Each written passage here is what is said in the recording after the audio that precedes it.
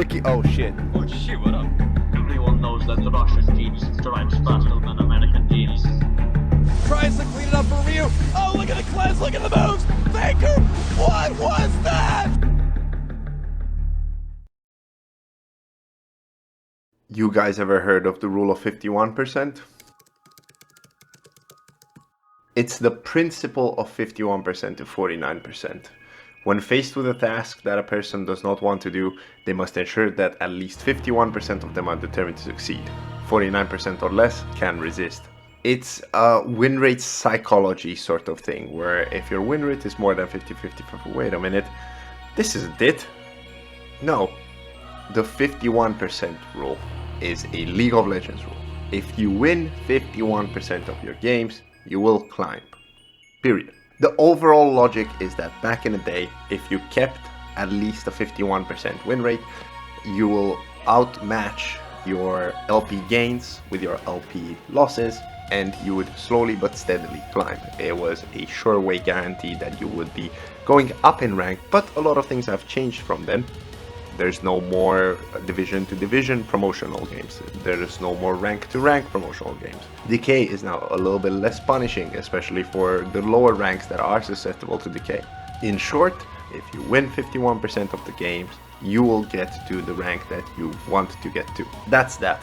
Alongside that rule, it has been brought to my attention that the uploading and what's being seen, it's a little confusing, so let's clear that up immediately. If the challenge started here and the video went up on the 6th right there, that means the 1st, 2nd and 3rd were reserved for gaming, 4th, 5th and 6th were reserved for editing and preparing the video. Next video went up on the 17th, so using that logic, the week from the 4th to the 10th were reserved for playing the games, and somewhere within the week of 11th to the 17th we edited the video before uploading it. It also had some live games, which happened on the 8th and 9th within the allotted time slot. Now, if this video is going up on the 21st, that means 11th from 17th, those are the allocated games, and somewhere, you guessed it, more editing. Simply put, we have the recap videos coming a week later after the games, and the lives happening during the allotted week. Clear enough? Let's move into the games. The first game I'm taking Morgana support. It felt like the right choice for the game, but I'll let the clip play.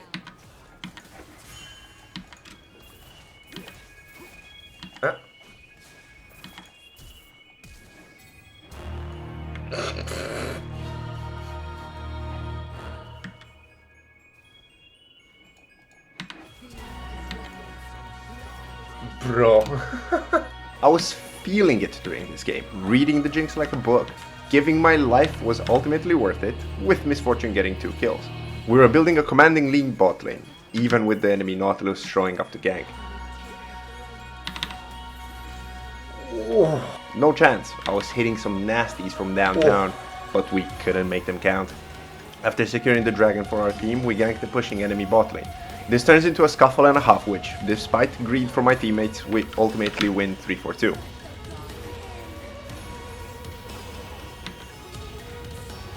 At this point in time, the enemy Jinx was miserable, and it seemed she lacked the micro to dodge my dark bindings. That one in particular felt real good. But although we got the first tower, the enemy Trundle was getting out of control, even if we were getting objective cross map. When it came down to moving topside, all I could do is slow the troll down long enough to get the Herald. On paper we were taking all the right fights and playing them about as right as one could. But even when we were coming out on top, our team would find ways to even the game out. Or put us behind.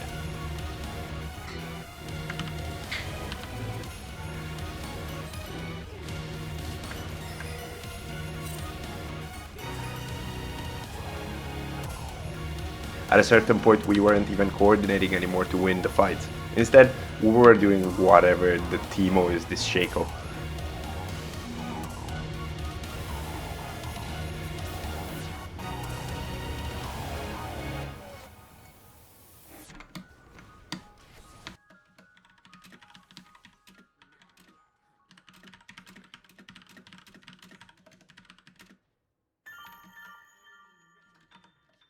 Maybe we were pushing the tempo too hard with those fights. Sure, we were getting the Jinx, but the enemy Aurelion Sol was a huge problem and the enemy team was much more mobile than us. He decided decided to stay. Oh. Kill was put so far behind that she was fighting for scraps. Poor sister. The enemy eventually breaks into our base and destroys the bot lane inhibitor. We make a bold call to secure the Baron, which we do. Galio decides to hero sacrifice for whatever reason. Well, the Galio just suicided. Despite that, we had enough presence of mind as a team to capitalize on mistakes and overextend the champions, but frankly it wasn't enough to dig us out of the hole with dog for ourselves, and we had no reliable way of stopping their tanks from getting in our face.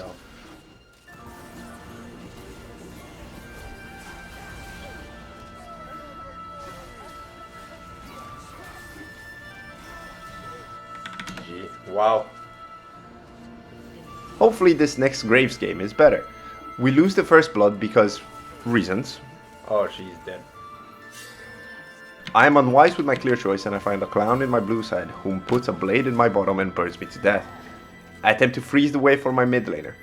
I know it looks like a questionable play, but let me cook here.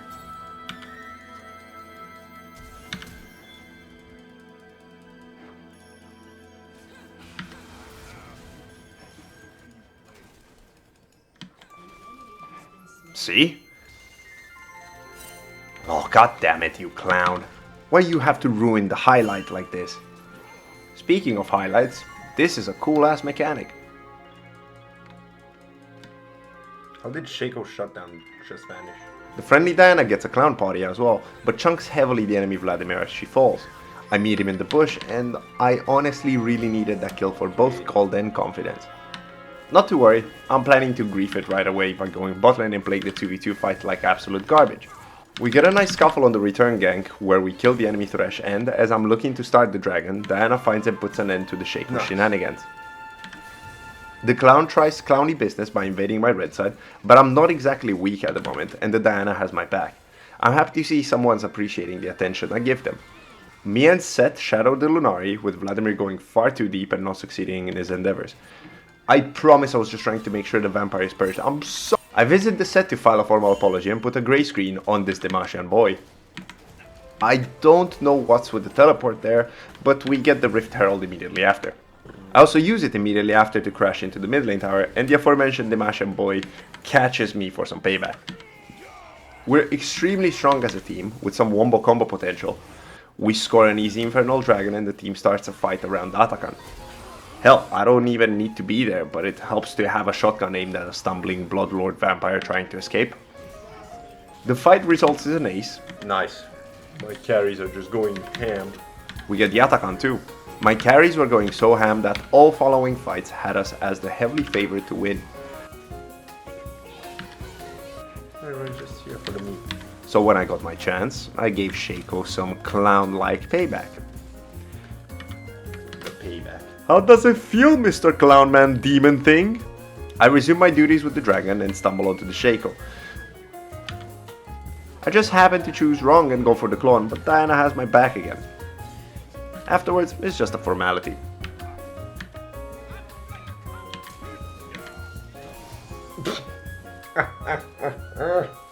Anybody remember the Church of Annie?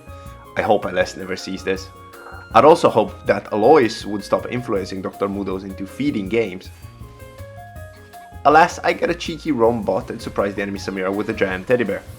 Outside of that, I was having a miserable time and the enemy Nocturne was getting the dragon.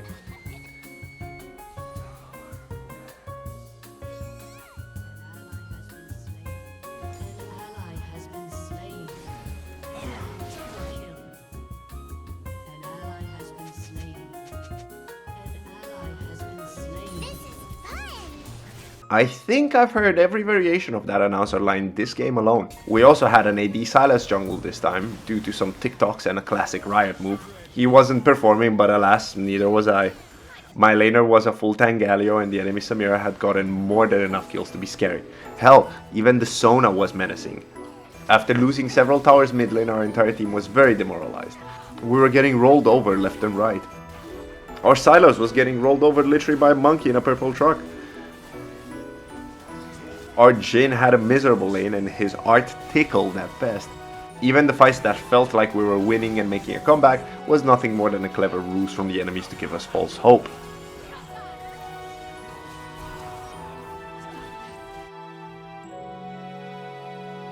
Yeah, it was that bad that I relapsed into typing. Thankfully, I'm 30 now. To cut it short, the enemy team was just toying with us. Noctur snatches the dragon and the Atakan uncontested, and despite us getting a pick on him,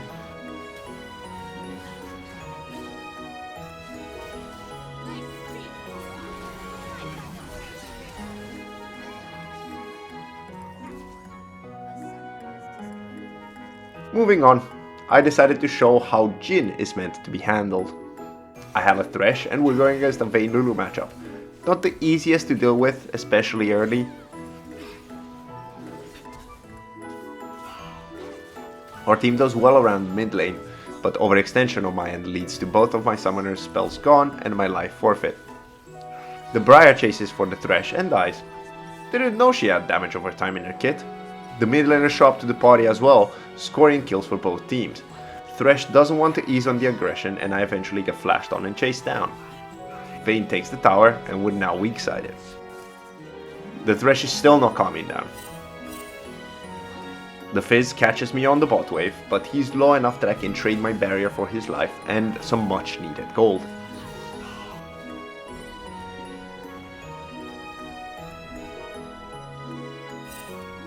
Anyways, Briar takes the dragon and the Atakan. When a skirmish breaks out around the blue buff, I join and secure not only the Gnar kill, but also the huge shutdown on the enemy Vayne. Sadly, I get greedy as always and I get chased down by the Briar despite using both my summoner spells. For once I initiate a fight on my own by catching the Lulu, scoring another shutdown. Let's just say I left the Vayne shutdown for someone else. We continue the chase and score 2 more kills with Akali giving her life. Thanks also to the Shen for saving me. Let's get dragon. And the Baron? That was super risky, guys. Let's just get out. What do you mean only I make it out? This one here was actually a super calculated bait. See, they can't stop us from getting the tower. We're early to the fight around the next dragon, sniping the Lulu and working to kill a few other opponents, netting us another dragon. Enemies are missing and the Baron is up. They must be hiding somewhere.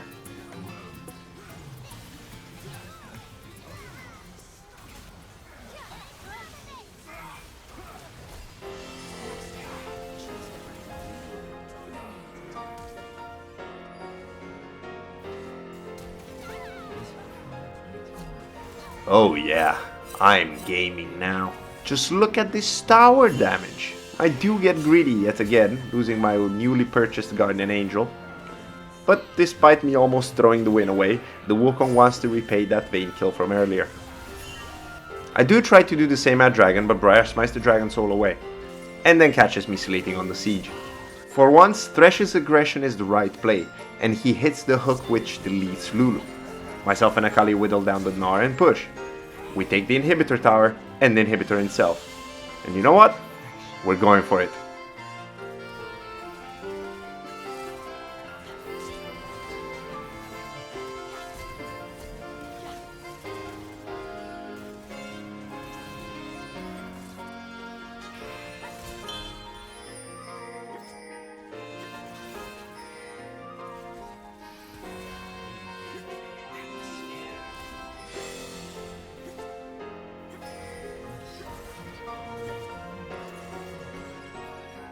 Back in bot lane on Pike. I want to early invade and apparently the enemy Warwick was getting food or something.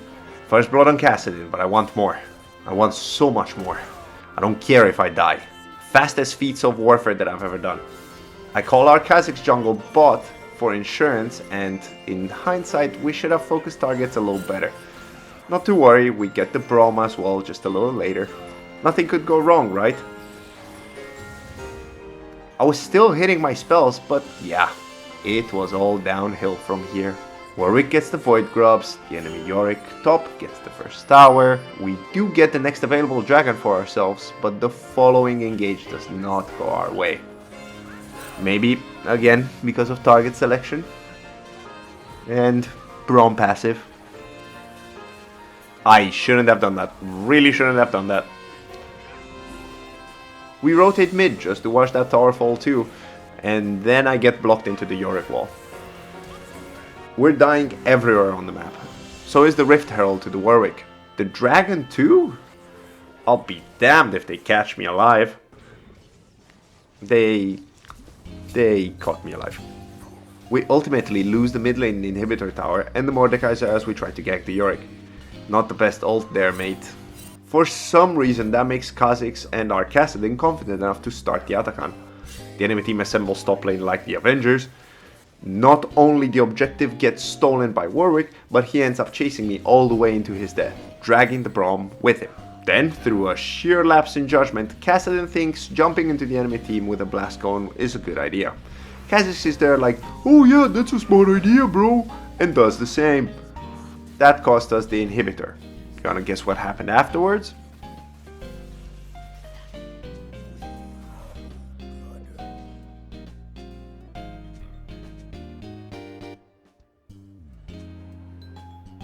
Somehow we get a 5v3 where we kill 3 and lose 1, but the enemy team just groups around Baron, does the worm and runs down mid lane. I just wanted the graveyard man to give you a hug, you big angry bug. Okay, I'm playing Sivir, I got carries everywhere. Just play safe, farm and deal consistent damage. Or go all out at level 1, whichever works. I eventually get the enemy Braum and our Bard phases out of existence, causing the enemy Kai'Sa to forget Bard exists and walk right into her death. Polypuff would be proud. We help the Talon score an early dragon, getting a small jump scare too. The follow-up fight isn't great, so even if we take down the Echo slowly, we have to give the Chad Bard up on the platter. Talon wants some of that too, but the greedy aren't rewarded. The skilled ones are. Another dragon later, my pushing pays off as I get the bot lane tower. The enemy team fights around Rift Herald and secures both it and our jungler. Then, for some reason, I get the really free kill on the Akali. I'm getting a lot of gold and the Bard hits a godlike stun on the continued engage. That pressure earns us the mid-tier 1 tower and position around the dragon. Braum gets caught out and we force the Echo out of the dragon pit. Talon wants the dragon out of the pit. One thing leads to another and we lose the dragon to the Echo. Tilton, the Talon wants to do Atakan. Akali comes and executes both him and Polypuff and I chop her bun off for it.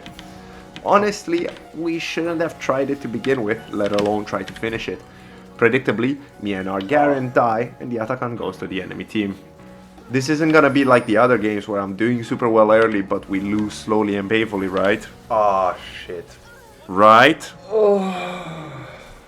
I think we lose off of that. Right?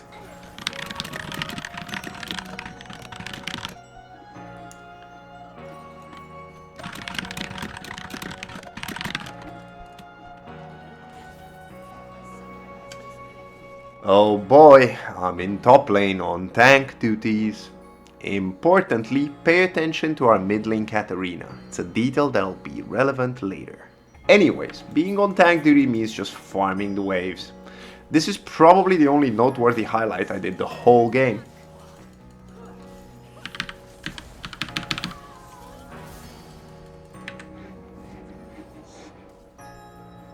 Sick.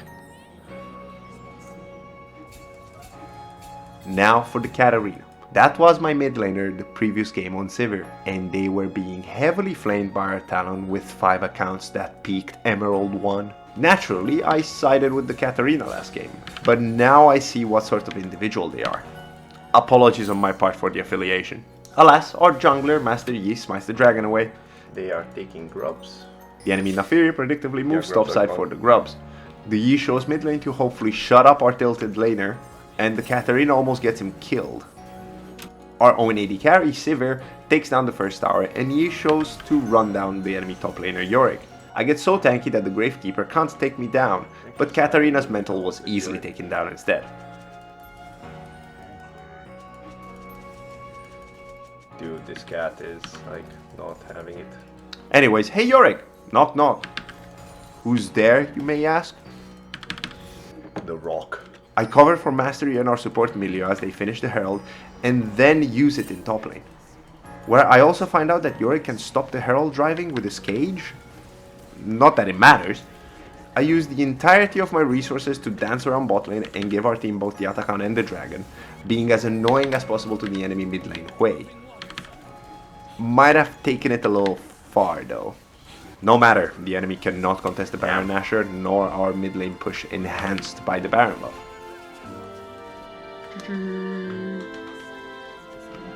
Lastly, we're playing Darius against the Heimerdinger top. I commit to the invade and flash apprehend 3 of them. The flashless Ezreal falls to Yasuo's ignite. I'm forced to play passive early, but once I have a few items I go for it. Heimer could have played that so much better, but a kill is a kill. Heimerdinger enlists the jungle Nautilus to his aid, but my Q healing is barely enough to keep me alive, and my level 6 secures the Nautilus kill before he can do anything. My own juggler, Jarvan IV, takes the Void Grubs, then pays a visit to Heimerdinger. Let's just say it doesn't end on cordial terms.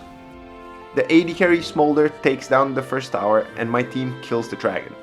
Eventually the enemy Thresh decides to focus on me as the bot side of the map is out of contention. A bit later I help Jarvan take down the Rift Herald and return top lane, just to get ganked by Thresh again and die to the same trick twice in a row. But it's fine, Jarvan has full control over bot side and the dragon. The enemy bot lane is so behind that I'm not even needed. So when I try to get an easy kill by waiting at the Hex gates, imagine my surprise when Heimerdinger ults and flashes, and I walk into the enemy mid lane, Malzahar. All good, I brought time for my team to take the Atakan. Again, I am not needed for my team to win. As you can see, they can chase anyone down, cannot be stopped at the inhibitor, and they take it all. It's truly thanks to them that I'm a gold player now. So let's recap. Our win rate for this session was 4 wins and 4 losses, proving that the 51% rule is actually a 50% rule. The total is brought up to 17 wins and 10 losses. We must say our farewells to Morgana, Pyke, Annie, and Sivir, and we've moved up a tier from Silver 1 to Gold 4. It would be great to see what sort of experiences expect us now in the higher tier, but until then, good game and well played.